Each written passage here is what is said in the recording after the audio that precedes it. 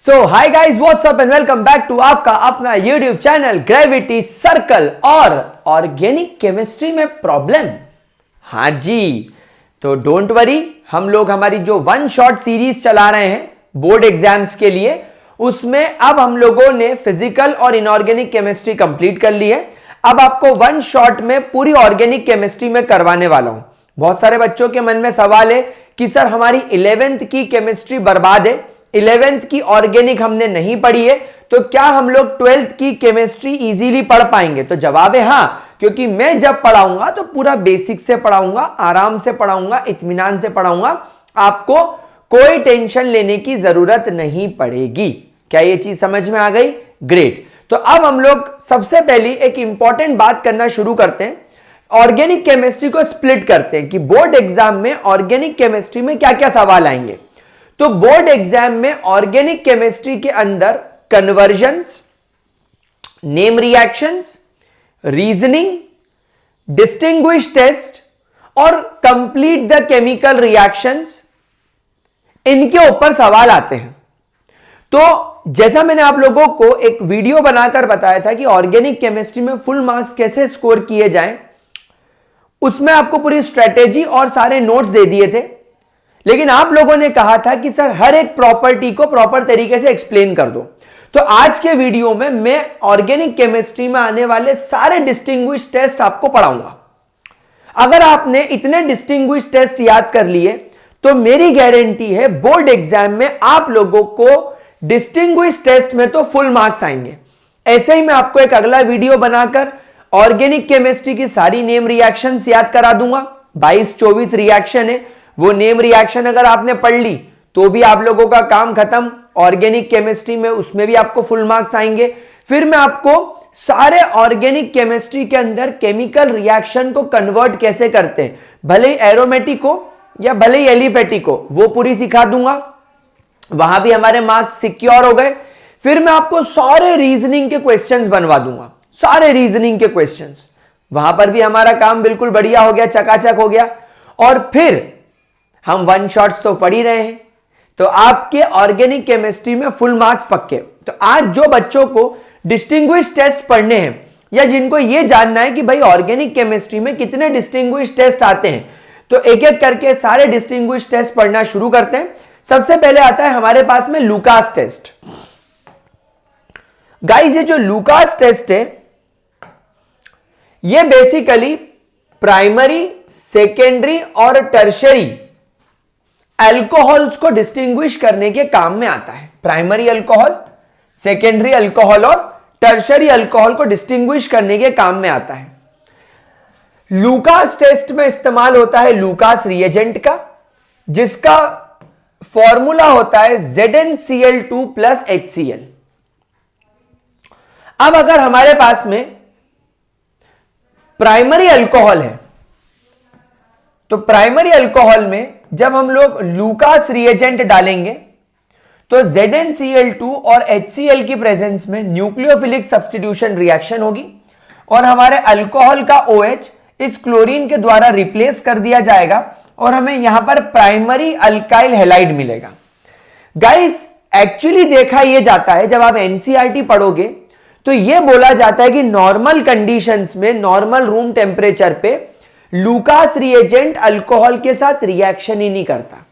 Reaction नहीं करेगा तो प्राइमरी अल्काइल हैलाइड नहीं बनेगा, और जब प्राइमरी अल्काइल हैलाइड बनेगा ही नहीं तो आपको किसी भी प्रकार की टर्बिडिटी दिखाई ही नहीं देगी। तो प्राइमरी अल्कोहल के अंदर लुकास रिएजेंट डालने पर प्राइमरी अल्काइल हैलाइड बनता है और वो कोई टर्बिडिटी नहीं देता। लेकिन एक्चुअल रीजन क्या है, बैकएंड में रियलिटी क्या है? रियलिटी यह है कि लुकास रिएजेंट प्राइमरी अल्कोहल के साथ रिएक्ट ही नहीं करेगा नॉर्मल कंडीशंस पे, इसीलिए वो कोई टर्बिडिटी नहीं देता। जब हम सेकेंडरी अल्कोहल की बात करेंगे तो सेकेंडरी अल्कोहल लुकास रिएजेंट के साथ रिएक्ट करके सेकेंडरी अल्काइल हैलाइड बनाता है और यह रिएक्शन थोड़ी स्लो होती है। यहां पर धीरे धीरे धीरे धीरे रिएक्शन होती है और धीरे धीरे धीरे धीरे सेकेंडरी अल्काइल हैलाइड बनता है। इसीलिए हमें टर्बिडिटी दिखाई तो देती है पर कुछ मिनट के बाद। यानी अगर आपके पास में एक कंपाउंड है अल्कोहल, आपको पता नहीं है प्राइमरी है कि सेकेंडरी है, आप उसमें लूकास रिएजेंट डालो, अगर कोई टर्बिडिटी नहीं है मतलब वो प्राइमरी अल्कोहल था, कुछ समय के बाद टर्बिडिटी धीरे धीरे आने लग रही है, मतलब कि वो हमारा सेकेंडरी अल्कोहल है। और अगर हमारे पास में टर्शरी अल्कोहल हो तो वेल बेटा, आप लोगों को प्राइमरी सेकेंडरी टर्शरी का मतलब तो पता है ना, मतलब एक ऐसा कार्बन जिससे कि मेरा फंक्शनल ग्रुप जुड़ा हुआ है, उसके पास में 1, 2 और 3 अल्काइल ग्रुप हो और कोई हाइड्रोजन ना हो, वो टर्शरी। सेकेंडरी वाले केस में जिस कार्बन से हमारा फंक्शनल ग्रुप जुड़ा है उसके पास में 1 और 2 एल्काइल ग्रुप हो और केवल 1 हाइड्रोजन हो, वो सेकेंडरी। और प्राइमरी का तो मतलब अब आप लोग समझ ही गए हैं। सो जब आपके पास में टर्शरी अल्कोहल है, उसमें जब आप लोग ZnCl2 प्लस HCl डालोगे तो टर्शरी अल्काइल हैलाइड मिलेगा and guess what, you will get instant turbidity. Instant turbidity आ जाएगी। इंस्टेंट टर्बिडिटी आने का मतलब है टर्शरी अल्कोहल जिंक क्लोराइड और HCl के साथ यानी लूकास रिएजेंट के साथ इंस्टेंटली रिएक्ट करके इंस्टेंटली टर्शरी अल्कोहल से टर्शरी अल्काइल हैलाइड बनाकर देंगे और आपको फटाफट टर्बिडिटी दिखाई देगी। तो ये हो गया Lucas reagent and Lucas test. अगला टेस्ट है सिल्वर मिरर टेस्ट यानी कि टोलेंस टेस्ट। ये टोलेंस टेस्ट अल्डिहाइड और कीटोन के अंदर किया जाता है। कीटोन इस टेस्ट के अंदर कोई रिजल्ट नहीं देता, अल्डिहाइड इस टेस्ट को पास कर देता है। मैं एक बात बता दूं, टोलेंस टेस्ट में एक रिएजेंट इस्तेमाल होता है जिसका नाम होता है टोलेंस रिएजेंट। ये एक माइल्ड सा ऑक्सीडाइजिंग एजेंट है, मतलब ये स्ट्रॉन्ग ऑक्सीडाइजिंग एजेंट नहीं है, ये माइल्ड ऑक्सीडाइजिंग एजेंट है जिसका नेम होता है अमोनिकल सिल्वर नाइट्रेट एंड इसका फॉर्मूला होता है AgNO3 whole twice NO3, AgNH3 whole twice NO3, NH3 whole twice is ammonical, Ag is silver and NO3 is nitrate, ammonical silver nitrate। जब आप इस अल्डिहाइड के साथ में इस अमोनिकल सिल्वर नाइट्रेट को डालते हो इन प्रेजेंस ऑफ बेस, यानी यहां पर आपको जो मीडियम रखना है वो कैसा रखना है, आपको यहां पर बेसिक मीडियम रखना है। तो बेसिक मीडियम में अमोनिकल सिल्वर नाइट्रेट जब अल्डिहाइड के साथ जाएगा तो जैसा मैंने कहा कि टोलेंस रिएजेंट एक माइल्ड ऑक्सीडाइजिंग एजेंट है। माइल्ड ऑक्सीडाइजिंग एजेंट कीटोन के साथ कोई रिएक्शन शो नहीं करते, पर वो अल्डिहाइड के साथ रिएक्शन शो करते हैं। तो आपका जो एल्डिहाइड है वो ऑक्सीडाइज होकर बना लेगा कार्बोक्सिलिक एसिड। कार्बोक्सिलिक एसिड बनने के बाद हमारा ये जो टोलेंस रिएजेंट है, इसमें आपको यहां पर ये सिल्वर वाला पार्ट दिख रहा है, ये सिल्वर वाला पार्ट इस तरीके से अलग निकल जाएगा और आपको यहां पर सिल्वर की एक लेयर दिखाई देगी। मतलब आप जब एक कांच के बीकर के अंदर जब आप एक रिएक्शन करोगे तो धीरे धीरे उस कांच के बीकर के तरफ अंदर की तरफ आपको सब तरफ सिल्वर की एक लेयर डिपॉजिट होती हुई नजर आएगी। और यह सिल्वर की लेयर डिपॉजिट होना इस बात को कंफर्म करता है कि आपने एक्चुअली यहां पर एल्डिहाइड लिया था जो अब टोलेंस रिएजेंट के साथ रिएक्ट करके कार्बोक्सिलिक एसिड में बदल गया है और अमोनिकल सिल्वर नाइट्रेट टूट चुका है और उसने एक सिल्वर की लेयर फॉर्म कर ली है। अमोनिया बाहर हो जाएगा, वाटर बाहर हो जाएगा।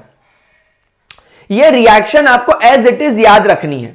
क्या करना है, एल्डिहाइड लेना है, 2 moles of ammoniacal silver nitrate लेना है, 3 moles of OH negative ion यानी कि आपको यहां पर कोई भी बेस लेना है, RCOO नेगेटिव यानी कार्बोक्सिलिक एसिड बनेगा, 2 सिल्वर बनेंगे, 2 वाटर बनेंगे, 4 अमोनिया बनेगा, काम खत्म। कीटोन कार्बोक्सिलिक एसिड नहीं बनाएंगे अमोनिकल सिल्वर नाइट्रेट के साथ। अगला test is called as Fehling's test. Guys, Fehling test भी अल्डिहाइड वर्सेस कीटोन में होता है। अल्डिहाइड इस टेस्ट को पास करता है, कीटोन इस टेस्ट को फेल करता है। फेलिंग्स रिएजेंट भी टोलेंस रिएजेंट की तरह ही एक माइल्ड ऑक्सीडाइजिंग एजेंट होता है। ये दो सॉल्यूशन का मिक्सचर होता है, Fehling's solution A and Fehling's solution B. Fehling's solution A जो होता है मेरे प्यारे बच्चों, वो एक्वस कॉपर सल्फेट से बनता है, और Fehling's solution B sodium potassium tartrate से मिलकर बनता है, जिसे रोशेल सॉल्ट बोला जाता है, जिसका फॉर्मूला होता है NaKC4H4O6.4H2। आई बात समझ में? अब जब हमारे पास में एक अल्डिहाइड आ जाएगा तो मैंने उसके अंदर Cu डाई पॉजिटिव डाला, मतलब फेलिंग्स रिएजेंट डाला। अब आप देखो यहां पर फेलिंग्स रिएजेंट में जो कंपाउंड केमिकल रिएक्शन में पार्टिसिपेट कर रहा है वो CuSO4 है। CuSO4 का भी ये जो Cu डाई पॉजिटिव है, देखो मैंने यहां पर लिख रखा है कॉपर पर +2 चार्ज, तो ये वही कॉपर जिस पर +2 चार्ज है उसके मैंने 2 मोल्स ले लिए, again in presence of a basic medium. Again in presence of a basic medium. Basic medium में मैंने फेलिंग्स रिएजेंट डाला और अल्डिहाइड डाला। अब क्योंकि ये एक माइल्ड ऑक्सीडाइजिंग एजेंट है, अगेन मेरा अल्डिहाइड कार्बोक्सिलिक एसिड में कन्वर्ट हो जाएगा, और क्योंकि ये ऑक्सीडाइजिंग एजेंट है, अभी बेटा इस पर +2 चार्ज है, ये अपने आप को रिड्यूस करके +1 चार्ज में चला जाएगा और Cu di positive Cu positive में कन्वर्ट हो जाएगा, और क्या बना लेगा Cu2O, जो कि एक रेडिश ब्राउन कलर का प्रेसिपिटेट है, और 3 वाटर मॉलिक्यूल बाहर। तो गाइस अगर आपने फेलिंग्स सॉल्यूशन डाला, फेलिंग्स रिएजेंट डाला अल्डिहाइड के अंदर बेसिक मीडियम में, तो कार्बोक्सिलिक एसिड तो बनेगा, लेकिन कंफर्म कहां से होगा? कंफर्म होगा copper di copper oxide Cu2O, cuprous oxide के बनते ही रेडिश ब्राउन कलर के पीपीटी आते ही कंफर्म हो जाएगा कि भाई मेरे पास तो अल्डिहाइड और वाटर बाहर हो जाएगा। अगेन कीटोन्स कोई रिएक्टिविटी शो नहीं करेंगे, कोई रेडिश ब्राउन कलर की पीपीटी नहीं बनेगी। अगला test is guys iodoform test. Guys ये आयोडोफॉर्म टेस्ट जो होता है, it is only seen in aldehydes and in ketones. Sir क्या हर अल्डिहाइड हर कीटोन देगा? नहीं, ये केवल उन अल्डिहाइड और उन कीटोन्स में दिखाई देगा जिनके पास में एटलीस्ट एक CH3 ग्रुप हो, जिसके पास में एटलीस्ट एक CH3 ग्रुप हो, और वो भी उनके कार्बोक्सिल ग्रुप से अटैच्ड हो, यानी C+O ग्रुप से अटैच्ड हो। इसमें अगर आपके पास में एरोमेटिक अल्डिहाइड एरोमेटिक कीटोन है तो भी चलेगा। कंडीशन समझना, देखो जैसे यहां पर आप इस एग्जाम्पल को देखो, यहां पर मेरे पास में कीटोन है जिसमें ये मेरा C+O ग्रुप है, तो इस C+O ग्रुप से एक तरफ तो इथाइल जुड़ा हुआ है, लेकिन यहां देखो यहां मिथाइल जुड़ा हुआ है, तो इस वजह से ये आयोडोफॉर्म टेस्ट पास करेगा। लेकिन जरा नीचे वाले को देखो, यहां पर भी मेरे पास में C+O ग्रुप है, एक तरफ तो इथाइल है और ये एक्चुअली अल्डिहाइड है, आप देख पा रहे हो ये अल्डिहाइड है, लेकिन इस अल्डिहाइड में एक तरफ तो CH3 CH2 ग्रुप है और एक तरफ केवल हाइड्रोजन है। इस वजह से ये फेल हो गया, क्योंकि मुझे C+O ग्रुप से एटलीस्ट एक मिथाइल ग्रुप चाहिए। अगर वो मिथाइल ग्रुप मिसिंग है, टेस्ट फेल। अगर मिथाइल ग्रुप कार्बोक्सिल ग्रुप से अटैच्ड है तो पास। तो यहां पर ध्यान रखना कि पास की कंडीशन क्या होगी, कि आपका CH3 ग्रुप हो टू C+O ग्रुप, और फेल की कंडीशन क्या है? Absence of CH3 group to C+O। ठीक है, अब देखो रिएक्शन बहुत इजी है, सिंपल सोबर याद करने वाली रिएक्शन है। आपने आपका कंपाउंड ले लिया, कार्बोक्सिल ग्रुप है, इधर कोई भी अल्काइल ग्रुप है, इधर एक मिथाइल होना कंपलसरी है। NaOH डाला इन प्रेजेंस ऑफ आयोडीन, तो NaOH और आयोडीन मिलकर बनाएंगे NaOI। क्या बनाएंगे? NaOI।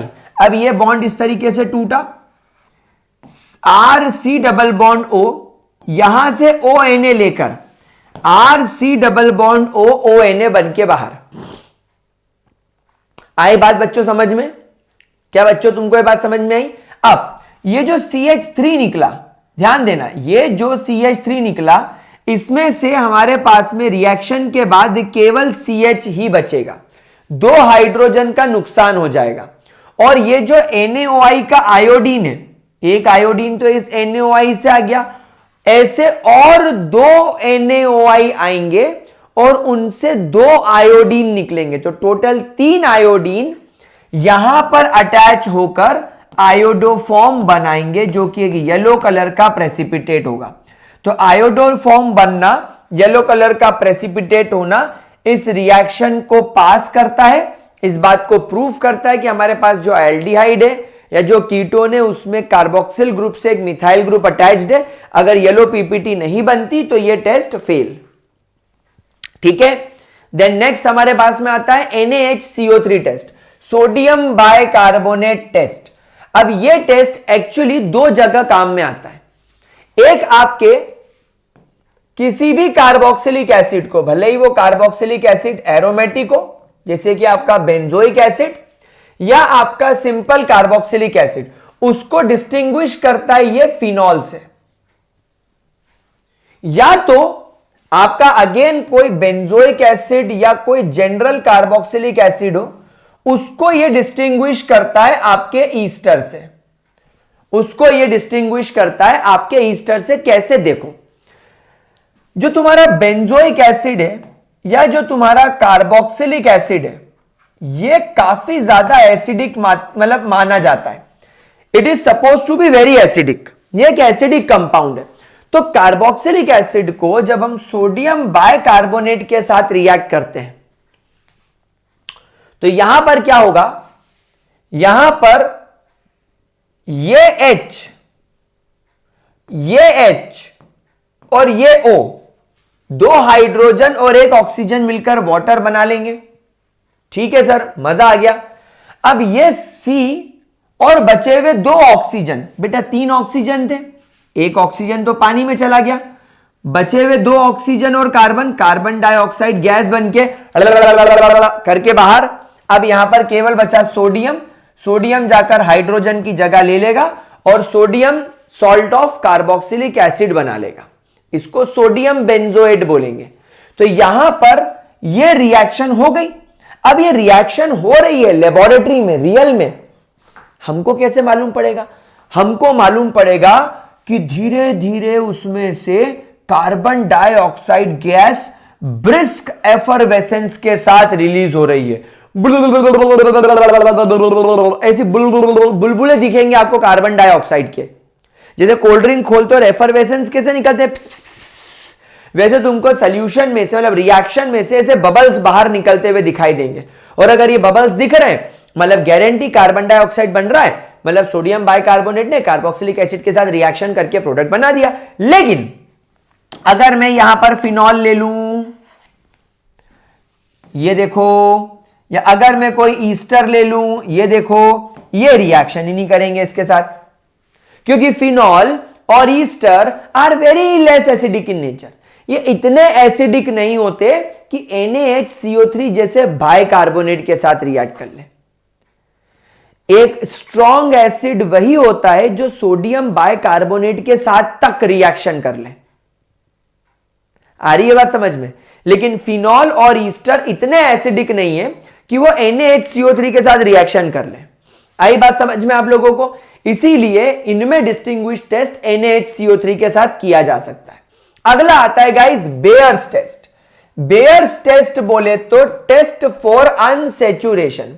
ये अल्कीन को अल्केन से या अल्काइन को अल्केन से डिस्टिंग्विश करने के काम में आता है।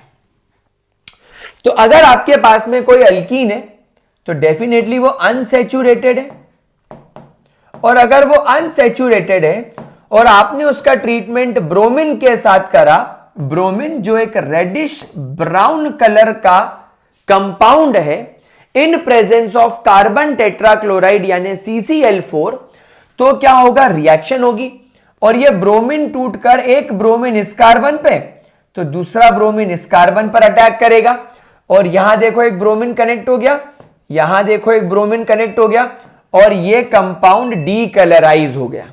यानी कि ब्रोमीन का कार्बन टेट्राक्लोराइड के साथ मिलकर रेडिश ब्राउन कलर जो बना था अब रिएक्शन होने के बाद ब्रोमीन ही टूट गया। भाई ये रेडिश ब्राउन कलर Br2 की वजह से आ रहा था। अब जब Br2 ही टूट गया, दोनों Br एक दूसरे से अलग हो गए तो इसकी तो प्रॉपर्टी खत्म हो गई। अब ये ब्रोमीन मॉलिक्यूल रहा ही नहीं, तो अब इसका रेडिश ब्राउन कलर भी नहीं रहेगा, इसीलिए कंपाउंड कलरलेस हो जाएगा। तो आपने जो सॉल्यूशन शुरू में बनाया था ब्रोमीन का कार्बन टेट्राक्लोराइड में डाल के, वो रेडिश ब्राउन कलर का था। जैसे ही आपने उसमें अल्कीन डाला या जैसे ही आपने उसमें अल्केन डाला, धीरे धीरे धीरे धीरे वो डीकलराइज होने लगेगा। क्यों? क्योंकि ब्रोमीन इसके साथ रिएक्ट करके कंपाउंड बनाने लगेगा। तो जैसे डीकलराइजेशन हो जाएगा, समझ जाओ कि तुमने जो कंपाउंड लिया है वो अल्कीन या अल्काइन होगा। तो आपको जैसा मैंने कहा, ये अल्काइंस के अंदर भी डीकलराइजेशन आप लोगों को दिखता है, नीचे आप यहां पर देख सकते हो। आगे बढ़ते हैं और अजोडाई टेस्ट की बात करते हैं, very important test. Azo dye test ये डिस्टिंग्विश करने के काम में आता है कि आपका जो ऑर्गेनिक कंपाउंड आपको दिया गया है, क्या वो एक प्राइमरी एरोमेटिक कंपाउंड है या प्राइमरी एरोमेटिक कंपाउंड नहीं है। आ रही है बात समझ में प्यारे बच्चों? क्या वो एक प्राइमरी एरोमेटिक कंपाउंड है या नहीं। एंड हम सब लोग जानते हैं प्राइमरी एरोमेटिक अमाइन कौन होता है, वो और कोई नहीं बल्कि हमारा एनिलीन होता है। मतलब टेक्निकली आपको जो क्वेश्चन आएगा बोर्ड एग्जाम में वो ऐसा आएगा, दैट डिस्टिंग्विश बिटवीन या how can you distinguish between aniline and N, dimethyl aniline, N dimethyl aniline versus aniline में डिस्टिंग्विश करो। तो बेटा एक बात तो आप सभी लोग जानते हो कि हमारे पास में अगर प्राइमरी एरोमेटिक कंपाउंड एनिलीन है तो वो एनिलीन NaNO2 प्लस HCl के साथ रिएक्शन करके बेंजीन डाइजोनियम क्लोराइड बना लेगा। ये क्या हो गया? ये हो गया आपका डायअजोटाइजेशन। अब इस एनिलीन का आपने डायअजोटाइजेशन कर लिया और इस डायअजोटाइजेशन करने के बाद आपके बेंजीन डाइजोनियम क्लोराइड को जब आप आपके प्राइमरी एरोमेटिक अमाइन यानी एनिलीन के साथ ट्रीटमेंट करोगे तो ये कपलिंग रिएक्शन शो करेगा और कपलिंग रिएक्शन में ये H और ये Cl बाहर निकल जाएंगे और ये वाला रिंग इस नाइट्रोजन से कनेक्ट होकर आपको बनाकर देगा पैरा अमीनो बेंजीन, जो कि एक येलो कलर का कंपाउंड है। सो दिस येलो कलर का कंपाउंड बनना कपलिंग रिएक्शन के बाद यानी पैरा अमीनो बेंजीन का बनना aniline plus benzene diazonium chloride के बाद इस बात को प्रूव करता है कि आपका जो कंपाउंड है वो प्राइमरी एरोमेटिक अमाइन यानी कि एनिलीन है। वहीं पर ये जो N, डाइमिथाइल अमाइन है, डाइमिथाइल एनिलीन है, ये रिएक्शन शो नहीं करेगा। It will not show this reaction, ये इस रिएक्शन को शो ही नहीं करेगा क्योंकि एनिलीन बेंजीन डाइजोनियम क्लोराइड बना सकता है, N, डाइमिथाइल अमाइन नहीं है। डाइमिथाइल अमाइन कैसे लगेगा? देखो ये N है, ये एक CH3 इधर और एक CH3 इधर। जैसे यहां पर आपके नाइट्रोजन के साथ में दो हाइड्रोजन है ना, दो हाइड्रोजन हट जाएं और दो मिथाइल ग्रुप लग जाएं तो ये N, डाइमिथाइल एनिलीन हो गया। तो इसमें आप बेंजीन डाइजोनियम क्लोराइड बनाओगे कैसे? क्योंकि वहां पर दो हाइड्रोजन के रिक्वायर्ड है ये बनाने के लिए, दो मिथाइल ग्रुप ये रिएक्शन नहीं करेंगे। दूसरा, जब आप ये एनिलीन यहां पर भी चूज करोगे तो भी इसके ऊपर यहां पर स्टेरिक हिंड्रेंस होने की वजह से ये इस पर रिएक्शन नहीं कर पाएगा। ठीक है। चलो आगे बढ़ते हैं और 2,4 डाइनाइट्रोफिनाइल हाइड्राजीन टेस्ट की बात करते हैं। गाइस 2,4 डीएनपी डेरिवेटिव्स आप लोगों के येलो, ऑरेंज या रेड कलर के सॉलिड होते हैं और ये कैरेक्टराइज करने के काम में आते हैं अल्डिहाइड और कीटोन्स को। मतलब आपको अगर कोई बताए या अगर आपसे कोई पूछे कि यार तेरे पास में कंपाउंड के अंदर कार्बोक्सिल ग्रुप है या नहीं, ये कैसे पता लगाएगा तू? मतलब अगर कोई मेरे से बोले कि मेरे तो को एक लिक्विड दे दिया, अब बता ये लिक्विड अल्डिहाइड है कि कीटोन है कि अल्कोहल है कि ईथर है कि फिनॉल है कि क्या है? मतलब primary alcohol, secondary alcohol, tertiary alcohol, alkyl halide, amines, anilines, ester, ether, phenol, toluene, इतने कंपाउंड्स में अगर मुझे कोई ये बोले कि भाई तू अल्डिहाइड या कीटोन, पहले ये तो पता लगा कि ये अल्कोहल दिया है तुझे, कि अल्डिहाइड कीटोन दिया है तुझे, कि ईथर दिया है तुझे, कि ईस्टर दिया है तुझे, कि अमाइन दिया है, दिया क्या है? तो अपन पहले ये पता लगा ले कि भाई हमारे गिवन कंपाउंड में कार्बोक्सिल ग्रुप यानी C double bond O group मौजूद है या नहीं। अगर C double bond O group मौजूद है तो वो अल्डिहाइड या कीटोन होगा। फिर अल्डिहाइड और कीटोन में अल्डिहाइड है या कीटोन, वो अपन फेलिंग्स या टोलेंस से पता लगा लेंगे, 2 लेयर में काम हो जाएगा। तो सबसे पहले प्रायोरिटी पर हम ये तो पता लगाएं कि हमारे कंपाउंड में ये कार्बोनिल ग्रुप है या नहीं, ये C double bond O group है या नहीं। तो इसको कंफर्म कैसे करेंगे? इसके लिए हम डालेंगे 2,4 डाइनाइट्रोफिनाइल हाइड्राजीन, मतलब NH2NH that is your hydrazine group, benzene ring पर सेकेंड नंबर और चौथे नंबर वाले कार्बन पर डाइनाइट्रो, और ये बेंजीन की रिंग इज फिनाइल। तो 2,4 डाइनाइट्रोफिनाइल और ये है तुम्हारा हाइड्राजीन। जब ये रिएक्ट करेगा तो क्या होगा? ये वाला ऑक्सीजन और ये 2 हाइड्रोजन वाटर बन के बाहर, ये दोनों वाटर बन के बाहर, और ये वाला नाइट्रोजन इस कार्बन से कनेक्ट।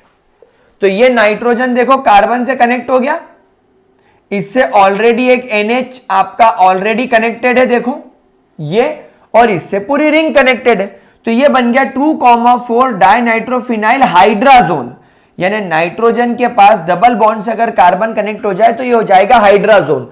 और ये येलो कलर का कंपाउंड है और ये इस बात को प्रूफ करता है कि भाई हमारे पास में कार्बोनिल ग्रुप वाला कंपाउंड है, यानी वो अल्डिहाइड या कीटोन में से एक है। तो चलो, तो अगला टेस्ट गाइस जो मैं आपको करवाने वाला हूं वो अभी मैंने नोट्स में नहीं लिखा है, और वो जो टेस्ट है वो टेस्ट होता है to distinguish between, it will again distinguish between primary amines from secondary and tertiary amines। मतलब अगर हमारे पास में एक प्राइमरी अमाइन है और अगर हम उस प्राइमरी अमाइन को सेकेंडरी और टर्शरी अमाइन से अलग करना चाहें तो हम उसे कैसे करेंगे? तो बेसिकली इस टेस्ट को बोलते हैं कार्बिलामाइन टेस्ट। कौन सा टेस्ट बोलते हैं बच्चों? Carbylamine test. कार्बिलामाइन टेस्ट, और we can say the isocyanide test. Carbylamine test और आइसोसाइनाइड टेस्ट। बेटा इस टेस्ट पर आप विश्वास नहीं मानोगे, इतने सारे क्वेश्चन आते हैं, इतने सारे क्वेश्चन आते हैं जिसका कोई हद नहीं। तो यहां पर क्या करना पड़ेगा? बहुत इजी टेस्ट है। कोई भी प्राइमरी अमाइन हो, कोई भी टाइप का प्राइमरी अमाइन हो, अगर आप उसका ट्रीटमेंट क्लोरोफॉर्म के साथ कर देंगे in presence of 3 moles of KOH, तो देखो क्या होगा। ये 3 पोटेशियम 3 क्लोरीन को लेकर 3 KCl बन के बाहर। वाह वाह वाह वाह। अब ये एक हाइड्रोजन और ये 2 हाइड्रोजन, 3 हाइड्रोजन और ये 3 OH, 3 मोल्स वाटर बन के बाहर, वाह वाह वाह वाह। अब यहां पर बचा R और N और यहां पर बचा केवल कार्बन। तो यहां पर RN और कार्बन, अरे भाई रुक जा 2 मिनट, बच्चों को पढ़ा लेने दे, फिर गिर जाना नहीं, इसको आज ही गिरना है। पुराने जब मैं व्हाइट बोर्ड पे पढ़ाता था तब मेरा मार्कर करके उल्टी करता था, अब मेरा ये पेन करके गिर जाता है, पर कुछ ना कुछ होता ही रहता है। ये कार्बन इस पर कनेक्ट हो जाएगा और ये बन जाएगा RNCN। This is your isocyanide. ये है आपका आइसोसाइनाइड। ये एक फाउल स्मेलिंग सब्सटेंस है, एक बहुत ज्यादा गंदी बदबू आने लग जाती है इससे। एंड ये इस बात को प्रूफ करता है कि भाई साहब आपका जो है प्राइमरी अमाइन कार्बिलामेन टेस्ट को पास कर चुका है। तो अगर फाउल स्मेलिंग सब्सटेंस बनता है तो ये कंफर्म करता है कि आपके पास में जो कंपाउंड था वो प्राइमरी अमाइन था। बच्चों टेस्ट को ध्यान से देखो, आई बात समझ में? यहां पर ध्यान रखने वाली बात यह है कि ये जो प्राइमरी अमाइन है इट कैन बी एलिफेटिक यानी लंबी कार्बन की चेन वाला, और it may be aromatic. Aromatic बोले तो आपका एनिलीन, यानी एनिलीन भी इस टेस्ट को पास करता है। देख लो इसको, ठीक है? कोई प्रॉब्लम, कोई दिक्कत, कोई परेशानी? ग्रेट। अगला टेस्ट इस हिंसबर्ग टेस्ट। अगला test is our Hinsberg test. Guys ये जो हिंसबर्ग टेस्ट है ये भी प्राइमरी, सेकेंडरी और टर्शियरी अमाइंस को एक दूसरे से डिस्टिंग्विश करने में मदद करता है। हिंसबर्ग टेस्ट के अंदर सबसे पहले हमें पढ़ना पड़ेगा Hinsberg reagent, that is benzene. फिर इससे यहां पर अपने को एक सल्फर लगाकर सल्फर से डबल बॉन्ड ऑक्सीजन एक ऊपर जोड़ना पड़ेगा, एक डबल बॉन्ड ऑक्सीजन नीचे जोड़ना पड़ेगा और एक क्लोरीन यहां जोड़ना पड़ेगा। इसको बोलेंगे बेंजीन सल्फोनाइल क्लोराइड। क्या नाम देंगे इसको अपन? इसको अपन नाम देंगे बेंजीन